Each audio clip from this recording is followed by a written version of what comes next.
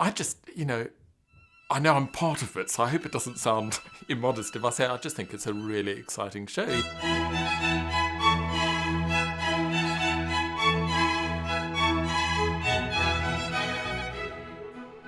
Every time I do this program, we start out with this wonderful Charpentier Deum with Crispian blazing away on the trumpet.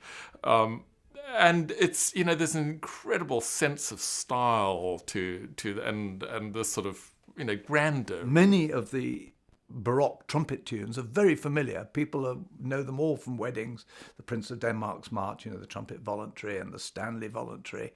And this time we're doing some a wonderful set of pieces by Henry Purcell, who's probably my favourite composer. And I've put together a little suite which lasts about 9 minutes of some of the best of his stuff.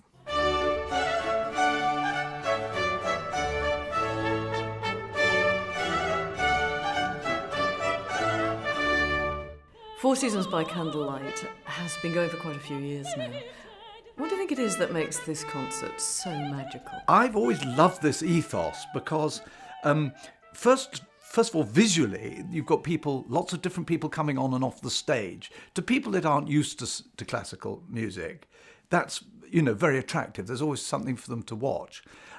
Now, in the new version, we have David Juritz not only playing the Four Seasons magnificently, but he leads it from the violin. And that, again, is very good for the punters, for the audience, to follow what's going on in the music. At the time that Vivaldi wrote it, would have most likely, in fact, conductors didn't even exist then, so it would have been directed by the soloist.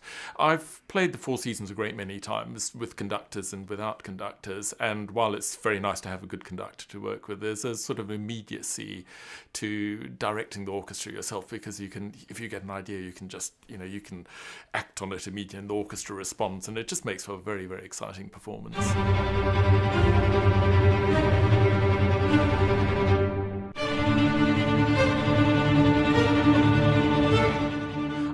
The Four Seasons is one of the most theatrical pieces in the repertoire. It's just Vivaldi gives you this.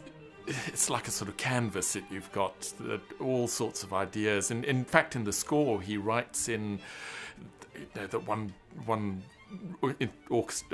part of the orchestra has got to play like a dog. There's a famous bit in one of the movements of Spring where viola has to imitate a dog barking, or you've got people falling over on the ice, or you have raindrops or the wind blowing. And so, with all those images which Vivaldi gives to us, you can really just let your imagination, run wild. Got a wonderful singer, Rebecca Bottone, and very glamorous too. I mean, I know David and I are very glamorous, but she's even more so. And of course, we're all done up in costume, which makes it rather fun. And I imagine that you don't often get to play with a singer as a trumpeter. Curiously enough, I do, because I've made a speciality of it. I've been very, very lucky. I've worked with some of the world's greatest singers, like Dame Kiri Tekuana. I have specialised playing the trumpet not too loudly. That was the art in the olden days.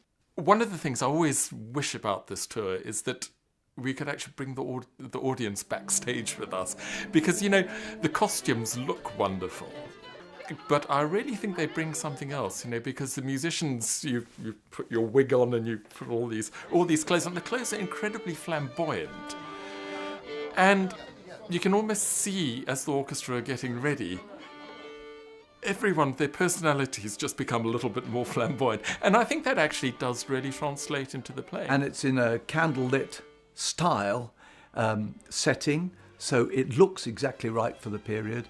And then, of course, we're playing all this beautiful, beautiful, easily accessible music of great variety.